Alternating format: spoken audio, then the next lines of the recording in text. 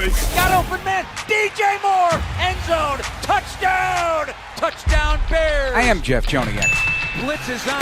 Down he goes. Brisker. What was it like playing for Coach Ditka?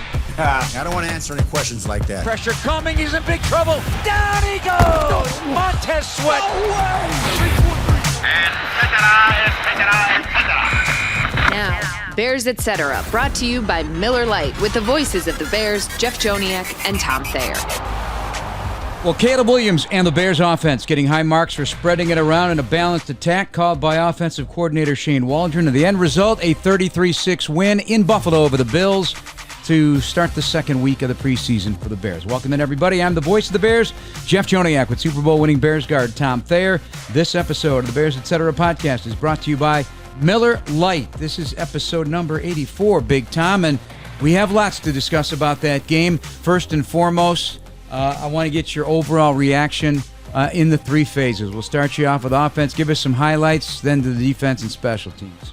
The Ron Morris episode, number 84. Yeah, Ron Morris, yes. So, you started out the podcast talking about the performance of the players and Caleb specifically.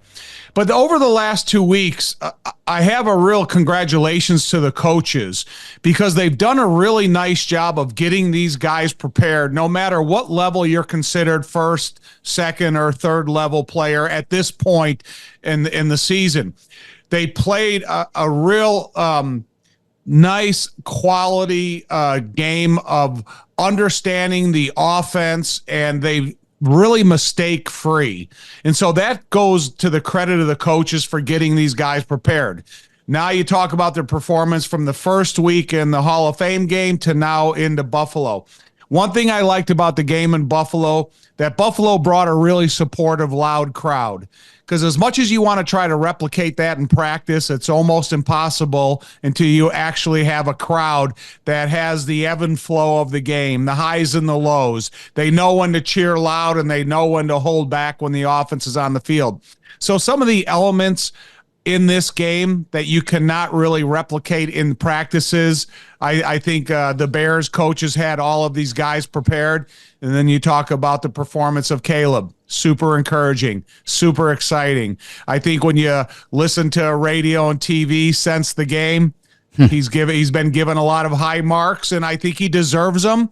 But now that evaluation chart is started, and then where does it go from here? All right. I like the 30 runs, the 21 attempts Yes. throwing the football. Caleb, though, 4 of 7, 95. Some couple of those could have been caught. The long of 42 on the bailout, almost hook shot throw, but a perfect spiral at the same time. That when you break that play down to DeAndre Swift, the 42-yard catch and run, that kept the poise in the tight pocket, wasn't jumpy, perfectly thrown spiral. I think that's probably pretty difficult pass to throw with that kind of spin on the ball in that environment. It's not like you just knuckled it or just got rid of it. That was a beautiful pass. Listen, why do not a lot of NBA players shoot a hook shot like Kareem Abdul-Jabbar? Because it's not easy.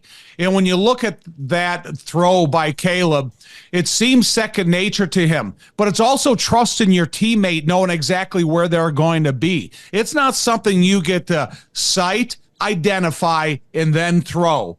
It's pressure, trust, and completion 42 yards later. And like you brought up as we were watching tape, maybe if DeAndre cuts that out a little bit towards the sideline, we're talking about a touchdown. But when you talk about a 42-yard gain under those circumstances, equally as impressive. Equally impressive, and maybe even more so, the play on the run, moving to his right, a little hitch to try to get the defender off his feet, which he did, which probably saved him a sack, and then found a way in midair, feet off the ground, to fire a 26-yard strike to Cole Kmet. Incredible throw, terrific catch, patience on what we now know is a guy who can really eat up a lot of real estate to the very boundary and still complete a pass. We've seen it in training camp every day. Right. Let me look at the opposite side of that, because what that play does, it puts all the paranoia in the world in defensive coordinators and defensive ends. Now, if they think they can get over aggressive and try to get immediate pressure to Caleb, and all of a sudden he's doing nothing more than faking you out of position, and you look at the reaction of that defensive lineman after Caleb started to roll out and he faked him out, he had no chance of contributing to pressure on that play, and it was a perfectly delivered throw to Cole Kmet. Great catch.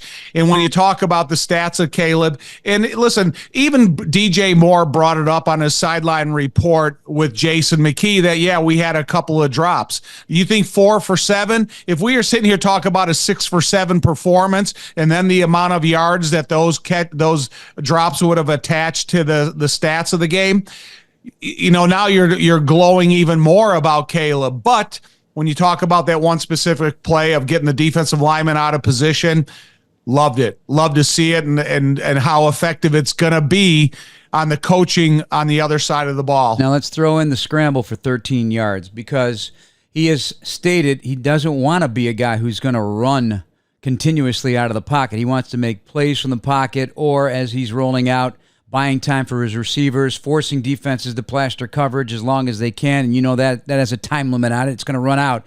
But his 13-yard scramble also demonstrates he does have the speed and the legs to pick up first downs. And I'll be interested this year to see how many first downs he picks up just with his legs. Not the dynamic runner that we have come to learn that Lamar Jackson is, or Michael Vick was, or Justin Fields was. He's going to do it a little differently and still put, as you like to say, paranoia in a defense. Yeah. You know, you think about the exit strategy of that scramble, Jeff, because we talked about it during the broadcast. First of all, there was a stunt by the defensive line up front that was passed off efficiently by the interior of the offensive line. The exit strategy wasn't escape to the outside right or left. It was escape when that crease opened right up the middle. Point A to point B, that 13 yards was a straight ahead run. So that was the thing that I was really encouraged about in the one time he did want to take off, that he understood and patiently waited for the offensive line to pass that stunt off, and then he took it upfield, and you saw the slide in first down. He's a really good slider too on that sports Perfect. turf. Not easy, balanced on the leg, point with the left hand. Let's go to a first down. First down Bears. Tastes like Miller time. Celebrate responsibly. Miller Brewing Company, Milwaukee, Wisconsin. 96 calories, 3.2 carbs per 12 ounces. We'll get deeper into the offense and some other players, but let's now shift to the defense, which for the second week in a row shut down the run game, and that's a very big part of this defense that Matt Eberflus is employing and calling. They have to stop the run, and by virtue of that, they had 8 sacks. We can talk about the guys that did the damage. Austin Booker certainly put some great tape on for this performance, not just against the pass, but against the run, and his movement skills, his length, all showing up. Tommy, would you agree? Yeah, you know, I just like the reinforcement from what I've seen in practice that carries over to the game, because we've been down there seeing one-on-ones, and you see Austin Booker, what he's able to do when you have a designated drill of one-on-one pass rushing. The offensive lineman knows what you're going to do. Now it's the challenge of him to defend against it, and he's done a really nice job in those drills. But now, do those drills carry over to the game field? And that's exactly what we saw in Buffalo this past weekend. His innate pass rushing skills and ability, they compute to the game field. And that was super encouraging for me to see, because he's only chipping away at what his capabilities can ultimately be. He uses his length real efficiently. He doesn't let an offensive lineman spend a lot of time getting his hands to his body. And then he's got an arsenal of moves where if the offensive lineman is able to intercept his first move, he's already got a second move in mind. And so for what I've seen out of a young guy like Austin Booker, it's something that it's only going to be refined over time with Coach Travis Smith and the rest of the defensive coaches, Eric Washington and so on. But you're really teaching a guy that has an understanding of what pass rushing is all about. And Daniel Hardy had replica statistics. They both had the same stat line, 5 tackles, 2.5 sacks, 3 quarterback hits, and 2 tackles for loss. They played well off each other when they were on the field. Daniel Hardy doing it 2 weeks in a row. That's what I like about it because, some of these guys, Jeff, they come aboard at training camp. We look at them in their jerseys for a couple weeks. We really don't know what to think about them. So Daniel Hardy stayed on my attention radar after the Hall of Fame game, and then he was able to back up that performance. But it's not only just with the ability to win, it's hustle, it's hard work, it's just out, playing his opponent. So that's some super encouraging signs that you don't know if you can coach Hart, but Daniel Hardy so far in the first 2 weeks has shown that he's got a lot of it. A veteran Khalid Kareem, he also had a sack, 4 tackles, tackle for loss, and a pass breakup. And then Amin Agbangbamiga, 7 tackles to lead the way, a sack and a pass defense, plus a special teams tackle as well. Jervon Dexter, a tackle for loss and a hit on the quarterback. And Zach Pickens, Tom, I thought played better in this game. A tackle for loss for him, a sack as well, and 3 tackles. Yeah, I was super encouraged by I saw more results on effort from Zach Pickens because he's the type of guy that has got to be a playmate of Andrew Billings, but he's got to play differently. And I think when you can put him into the lineup and you don't have that big 330-pound powerhouse brick of a man, Andrew Billings, you got a little bit more quickness, a little bit more elusiveness by Pickens. And just real quickly, Deshaun Mallory and Dominique Robinson, super excited. Both of those guys had a tackle for a loss.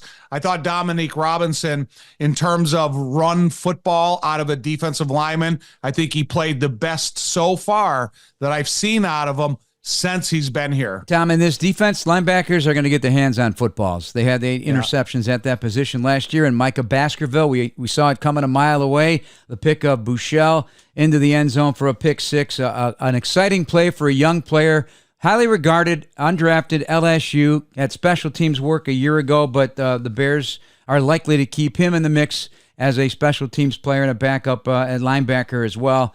Break down that one for me on Micah Baskerville. I think that you could have called the play probably 2 or 3 seconds before it actually happened.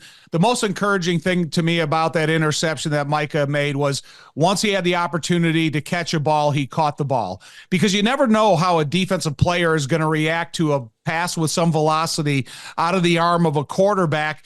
Is it going to go through their hands? Is it going to stick to their hands? Are they going to be able to control it, catch it, tuck it, and run? And Micah did every single one of those things. So I was super happy for him. Jason McKee has been talking about him all throughout last year, last training camp and stuff. And if he lives up to the billing and he plays to the the accelerated rate that he can, he gives some great depth to this linebacker position. We're brought to you by PNC, official bank of the Bears. Let's talk special teams. Long snapper Patrick Scales was unable to practice or play in this particular game, so Lyons, the backup, came back on the roster after his release out of need because you need a long snapper. So how did that impact Cairo Santos? He had a missed extra point and just the overall placement of the snap. Now you're talking about a new snapper and a new holder for Cairo. So the difficulty of that, and I think it can't go underscored because people have to realize within the instance of time that you need to be able to throw a 7.5-yard snap back, get it placed perfectly.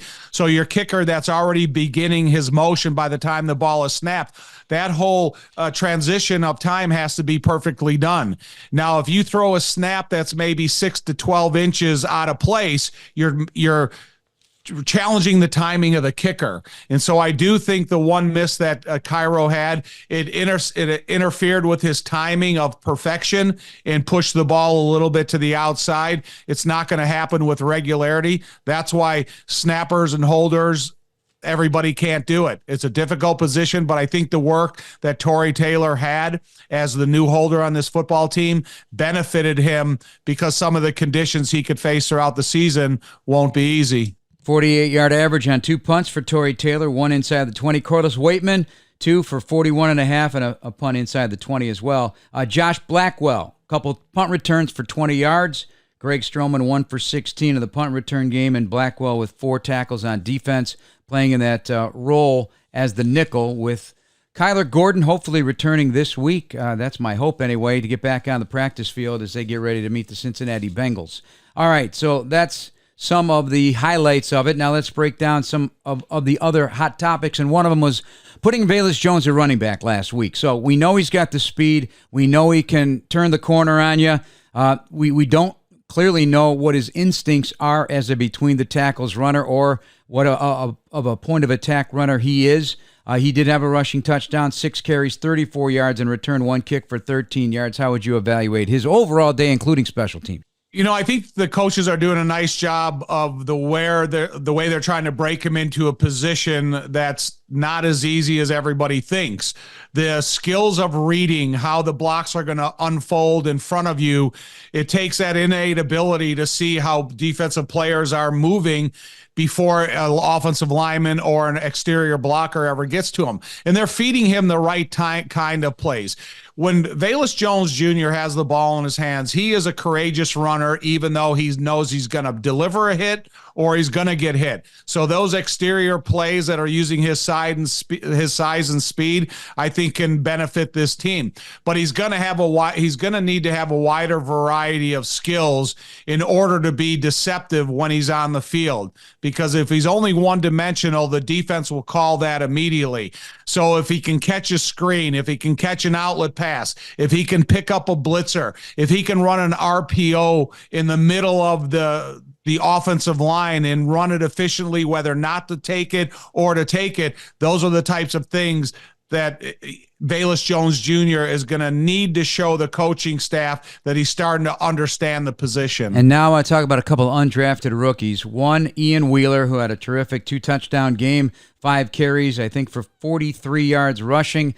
He'd been banged up, but I've always enjoyed how he ran the football during practice. He's a 4.38 40 guy. He's got a lot of speed, and it looks like he's got a big heart, man. He wants this badly. He impressed.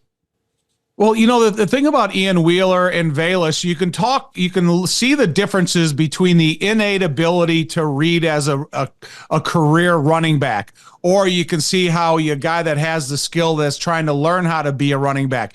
Ian Wheeler understands the design of the blocking up in front of him and then how to predict how the defensive first level and second level are going to flow and where and how the hole's going to open up. And listen, for years, watching players like Walter Payton or Thomas Jones or Barry Sanders or so on and so forth that have that innate, they have those, how many carries, Jeff? 40,000 carries throughout the practice life in the game life of their careers. And so when you see what they have to offer, Ian Wheeler, he's got those innate skills, but he's going to be in testing also, catching and blocking. Vizzy Hard Seltzer, flavors for every vibe. Celebrate responsibly. Molson Coors Beverage Company, Milwaukee, Wisconsin. All right, you know I'm bringing this guy up. You know I am. Who do you think I'm going to bring up next? Undrafted rookie, Brendan Bates. Yes. Love this player. And yes, he had some catches, but he also had 3 special teams tackles. And so that becomes an important, I don't care who you're playing against, that becomes a big deal, especially at that position. What's your thought on Brendan Bates? 3 catches, 18 yards. I like him since he's got here. He's in a really competitive position. He's got to demonstrate that he has multiple skills at the tight end position. Line up as a tight end next to a tackle. Line up on the backside of a blocking play, line up as a wide receiver, line up as an H-back, line up as a fullback, and then contribute on special teams if you're a rookie. He's demonstrated every one of the skills as you just acknowledged. So I like the fact that he's increasing the competition of the position. And being a rookie, you don't know what his future is, but he's definitely showed that he has the skills to go out and compete at a position that has multiple responsibilities. And a stacked position, obviously, with Cole Kmet and Gerald Everett and Mercedes Lewis. Stephen Carlson with the organization here now for 2 seasons. A 4th-year veteran. Tommy Sweeney, a 5th-year veteran out of Boston College, had a couple of catches yesterday as well. And then Bates, the underlying factor for Bates, in my opinion, he can run. He's got a 4.66 40 during his off-season work at 255 pounds. So Gerald Everett at 245 ran a 4.60, and we looked at him as a terrific athlete playing that position. So this is one of the faster tight ends you've got here, carrying around 255 pounds. Pretty good. It just shows you how competitive the tight end position must be at a college level for a guy like that with those types of numbers doesn't get drafted. And then what the heck is going on here? Because he's definitely shown in the early stages of this offseason and throughout practices. This is not only on game day field experience that's showing it. He does it in practice as well. He's one of the 3 guys that got dinged up in the game that came back in the game also. Yeah. They just did not. This is, that tells me a lot as well. And then Reddy Stewart, we keep bringing him up. He's a 5'11" corner. Out of Troy, undrafted, 5 tackles again, Tommy. He puts his nose in there. He shows a great willingness to be a tackler. Oh, to me, it's one of the hardest positions to evaluate. Unless you're just one of those top tier guys that come out and one of the first cornerbacks picked in the draft, it's a crapshoot. And you see free agents that have incredible success, Hall of Fame careers throughout their life in the NFL. So all of a sudden you see a guy that the game's super important to him. He prepares every day like it's his last day, and then he goes out there and plays with such confidence that it's hard to ignore him, because those are the type of athletes that can fit into special teams all over the place. And then if they can develop, i.e. Tyreek Stevenson, Terrell Smith, or whomever else you want to look at on this team, it's a great position to have a lot of good players. We've been talking about, the plays that can be made with the offense because they're all catch and run type players. They can do it all. They can cover every blade of grass. So obviously this is the entire game, but you had 15 plays that you call big plays, 10 plays or more, and that's by 13 different players.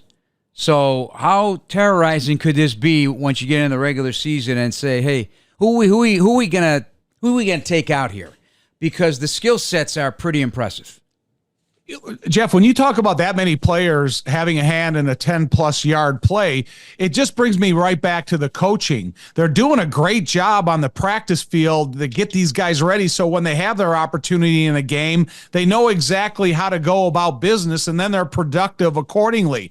And that's when Ryan Poles, what he said a couple weeks ago to you, it's going to be really difficult to make this football team. And every single time you talk about a guy from Ian Wheeler to Valus, to Bates at the tight end position, to all the other guys that had a hand in a big play opportunity and took advantage of it, shoots. I think it's a great thing for the Bears. It's a great thing for the development of this roster.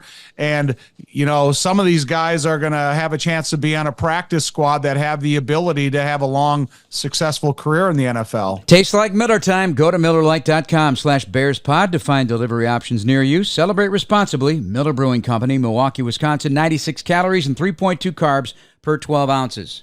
All right, I saved the best for last. We have to talk about the offensive line. Over? This no, is over? Absolutely not. We're just getting started. Offensive line, Tommy, offensive line. So 20 snaps thereabouts for the first team offense that included quarterback Caleb Williams. So Pryor, the starter at right guard this week, Jenkins, Jones at left tackle, and Shelton was the center. So those were the guys that stayed on the field for those 20 plays. Evaluate that before we go into the second and third units. I think Ryan did a really nice job of bringing Coleman Shelton aboard, because he's a legitimate starting center in the NFL. So when you have to move Ryan Bates over to right guard, then he has a hiccup and he didn't play in the game. They don't have Nate Davis. Then you think about bringing in Matt Pryor. This guy's a mountain, 6'7", 333 pounds, and he's got the skill to play offensive tackle, but he's got the size and the power to be an interior offensive lineman at guard. So I think the Bears and the offensive line they put out there, which included Tevin and the tackles, I think they did a nice job. They came in and did exactly what was asked of them, perform, protect Caleb, open up for the running game, give this offense the time to do a variety of things to make sure that they get a better understanding of what they're going to be able to do in the future. So I'm encouraged by the group that Chris Morgan, the offensive line, put out there to start the game. And if that's what they had to go to bat with week 1 against the Tennessee Titans, I wouldn't shy away from it. And I just hope this continues to increase the competitiveness on the offensive line. On the other side of the line, Jatari Carter and Jerome Carvin both played a team-high 36 snaps. Each had 2 penalties. Carvin jumping back on both sides of the line at guard, if I'm not mistaken. And Carter has been here now. This is his, third year with the Bears, trying to continue to prove that he could be in that rotation and battle for that number 3 or 4 guard position that is so important as well, given the inability for offensive line these days to stay completely healthy throughout the course of a season.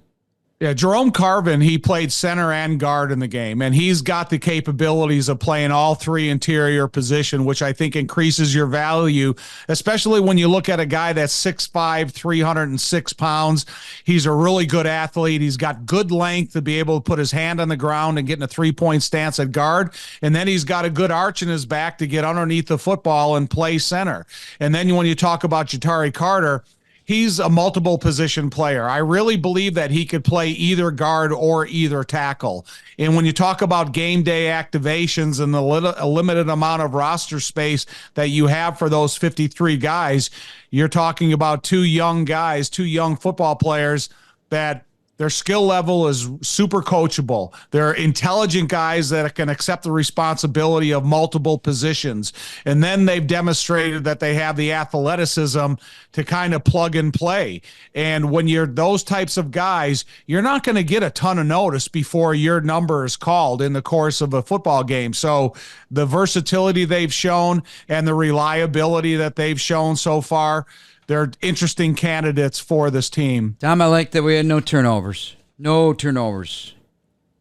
Yep. Another credit to the coaches. Again, they did a nice job in the Hall of Fame game when they put out there and had a scoring 2-minute drive at the end of the first half of the Hall of Fame game, and then ball security. How many times throughout the course of your life, whether you were talking to a defensive coach, did they talk about trying to create takeaways and turnovers? And then on the other hand, every single offensive coach talks about ball security. So it's a super complimentary phase that the players are getting the point that the coaches are continuing to preach. We're brought to you by PNC, official bank of the Bears. All right, Tom, let's look forward to this week now. The Cincinnati Bengals will come on Thursday for a joint practice. They'll go their separate ways on Friday for the walkthrough, and then Saturday, a kickoff at noon at Soldier Field. I am disappointed to report, though, that the head coach, Zach Taylor of the Bengals, says they will not play their starters in this game. So we will not see Joe Burrow on the field during the game. And this is what happened. Correct me if I'm wrong. Same thing with the Colts and Bears in their joint practices last year in Indianapolis. The starters did not play in the game itself. So the practice ones will get all the work or most of the work for the Cincinnati Bengals.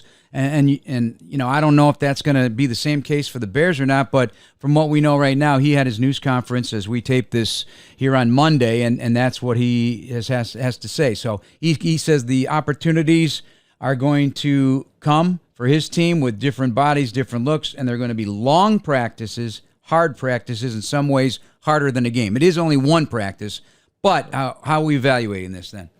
Well, I'm looking at it 3 ways. There's a 70% chance of rain on Thursday. And the worst thing that could happen if they come and they have a rain-soaked day and now they're super apprehensive on the practice field trying to protect everybody. Stay up. Don't fall down. Watch your feet. Don't slip. Don't slide. Bears have great practice fields. I hope the fact that rain doesn't come in here and interfere with the ability to have a really good, solid practice, especially if your starters aren't going to play in the preseason game. You look at who is it? There's 2 teams that had to cancel their joint practices because there's so many injuries with one of the teams. And, you're glad that hasn't infiltrated the thinking of the coaches as of yet. I wish I knew I had it at the top of my head. I know you'll figure it out. But, I wish Joe Burrow would play in the game. I think he started his game the other night, and he started with maybe like a 16-play scoring drive. So they understand what they have in Joe Burrow. And, yeah.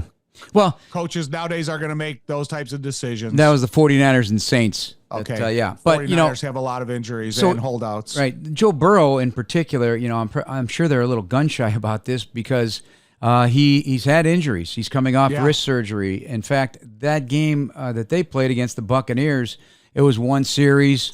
It was 12 plays, but that was it. That was all. And he hadn't done that in the first 2 years in his career. Well, you got to think in the last 2 years, he's had a pulled calf that kept him out of a lot of action. And then he had the wrist thumb injury that ended his season. So when you're talking about a $55 million quarterback, you want to make sure that he's there for week 1 of the regular season. And in the physical long practice that they'll have against the Bears, he's going to have a red jersey on. That makes him untouchable. So he can get through a hard practice against a really good defense and not be, not have the threat of being hit. Don't forget his rookie year, week 11. He had an MCL and ACL tear, so he missed the rest of that season too. So again, young quarterbacks, you don't want them to have to stagger through the early part of their career overcoming injuries because it doesn't bode well for the future. Now, he's bounced back, got them to a Super Bowl. He's been an incredible player. But Taylor also suggested that he's going to lean toward Matt Eberflus and how the Bears run practice to kind of set the tone of how practice is going to be. If it were in Cincinnati, they would do it their way. What do you think about that? They're going to kind of just follow the Bears' lead in how they practice. Well, I'll tell you an example. When we went to practice against the New Orleans Saints at one point, and the coach there, Mora, he didn't practice at full speed, but we did. And so Ditka gave us a talk before we got on the practice field and said, you practice at our speed. Don't ever go down to their speed. And it was nothing but fights. And so we actually had to end the practice sessions early, get on the bus, and go back to Platteville, and that was it. So I think you got to come to an understanding and allow the head coaches to stand before their team before they take the field and let everybody know what the tempo of practice is. No tackling to the ground by the running backs, no hitting the cornerback, and none of those sideline shots that we saw, happen in the Buffalo game. So it's for the betterment of safety. Because both of these teams ought to walk away healthy. Look when we practiced against the Patriots in Foxborough. Yeah, that was Anthony Miller special. The center Belichick kicked him out of practice. So hopefully we won't get Anthony Miller, who just got signed by the Baltimore Ravens. Very good, very good, Tommy. You're on it. The Bengals have some injury issues. I was really looking forward to seeing their number 1 pick this year, Amarius Mims. He'd off to a great start. Playing at right tackle, a massive human being out of the University of Georgia. Trent Brown hadn't been practicing, so now he's back to ramping up, but he's got a pectoral strain, so he's going to be out a couple weeks. So that's a loss. And some other, star players haven't been practicing yet for the Bengals. But, you want to get the most you can out of this. And if Taylor's looking at this as you're going to get better results out of this practice than you would in a game, this is a very important practice then for both teams, and you want to see the best guys out there. And what do coaches get out of this? What do the GMs get out of this? They're going to be looking at each other's players, no question about it. But can sometimes a coach maybe or a team lose perspective on what they think they do or do not have when they go up against another team? One that is also playing in a very difficult division, obviously, in the AFC North, a black and blue division all by itself with Cleveland, Pittsburgh, and Baltimore all run teams that like to run the football. If I could have 2 drills that were full speed, 100%, it would be offense and defensive linemen 1-on-1s and 7-on-7, because then I would get a better understanding of my coverage skills and ability with 7-on-7 both ways. You can go 100%. You're not going to tackle. You're not going to be exposed to devastating hits, but then you're going to be able to judge the athleticism of your defensive players and the route running ability of your offensive players. And then if you can go to 1-on-1s, you can do that at 100%, full speed, let it go, let it rip. If you get beat at the line of scrimmage, so be it. What type of corrections can you make, and what type of techniques can you positively reinforce in yourself? So those are the 2 drills that I would be most hopeful that they do them 100%. The other full team works. They're all tempo controlled, and there's going to be so much talking about this is thud, this is not tackling, you do not hit the quarterback. And then if guys disobey the rules of the coaches, then you're going to see chippiness, you're going to see fights, and then you're going to be talking about a different type of tempo. Tom, would you as a player, if you recall your practices, did you ever get any good ideas from how the other team went about their work? Or is it just so universally accepted, everybody does what they do, that this is a standard practices around the NFL? Or do you get good ideas from this stuff? No, I never did get any good ideas. Alls I did is, when you're being coached as an offensive line, you're being coached as a unit, and you're just, again, positively reinforcing that the techniques that we're using, the fundamentals that we're taught are working, even with the acknowledgement that this is a controlled tempo practice. But every single time, Jeff, that we practiced against the other team with Ditka, we always had the conversation with the players after practice, and they would always say, "Oh my God, you guys do this every day? You don't ever, kind of take a step back." And so they were more amazed at just the level of effort that we gave at practices. And even, in the preseason game, we played a lot of preseason international games against the Vikings, against San Francisco, against Dallas. And when we would go to these international sites and we would practice against the opponent, it was the same way. And I, remember practicing against San Francisco, and San Francisco, man, they jogged to every single period, one period to the next. And Ditka brought us in the meetings that night and says, "Look, I don't want anybody walking on this practice field. You're going to jog from drill to drill, and we're going to pick up the pace and pick up the tempo." So some other teams influenced us as much as we thought we influenced them. Vizzy Hard Seltzer, flavors for every vibe. Celebrate responsibly. Molson Coors Beverage Company, Milwaukee, Wisconsin. All right, Tom, before we wrap things up, the LA Olympics is next on the docket for the summer games, but U.S. sports will include baseball, softball, and lacrosse, and there's going to be the debut of flag football. And it's not going to be contact variety, of course, but there are plenty of NFL superstars that have already said, hey, they wouldn't mind being involved, including guys like Patrick Mahomes and Tyreek Hill and Micah Parsons, and even Gronk would come out of retirement if he could do it. Peyton Manning apparently told Pat McAfee on his show last month that he'd like to coach. Would you be interested in something like that, or would you prefer to have the amateur athletes get their crack at doing something like this, like it all had been in the past with Olympic sports, including young players in the college basketball world before the dream teams were put together? I think there's a lot of guys that are on the cusp of making an NFL team, or guys that have a extensive college background. And there's a lot of other countries that have never participated in football, so they're going to play a period of catch up.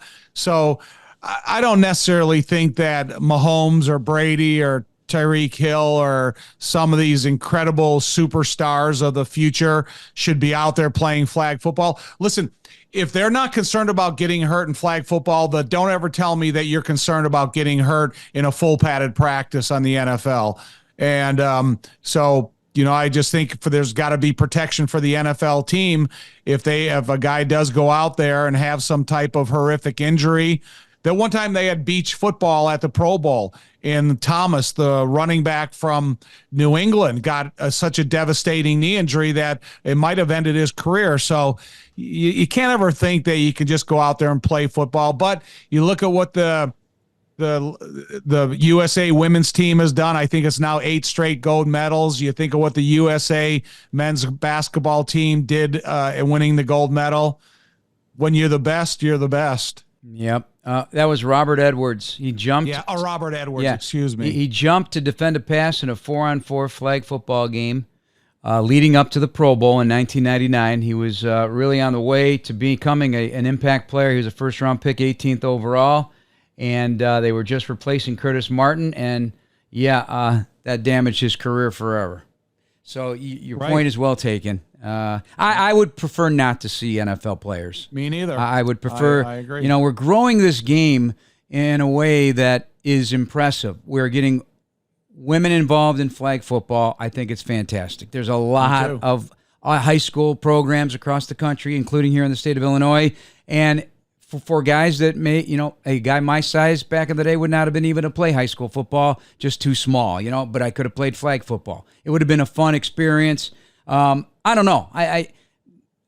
Keep them in the NFL. Guys playing flag football in the Olympics, because I think there's too many talented athletes that can show and demonstrate their athleticism in flag football at an Olympic level. Yeah, for sure. All right, Tom, that's going to wrap us up. You got any final thoughts before we let you go? I know you always got Tom's thoughts. Anything we left on the table?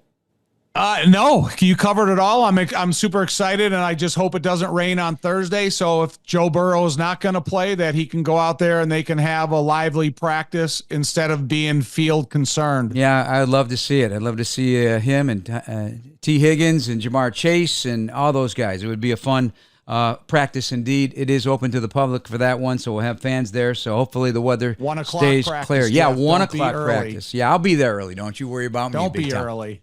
Oh, don't know. I'm going to be there early anyway. All right, thanks, Tom. I'm Jeff. Thanks for listening, everybody. Please subscribe now to the Chicago Bears official app, Apple, Spotify, YouTube, or wherever you get your podcasts. Bear down, everybody.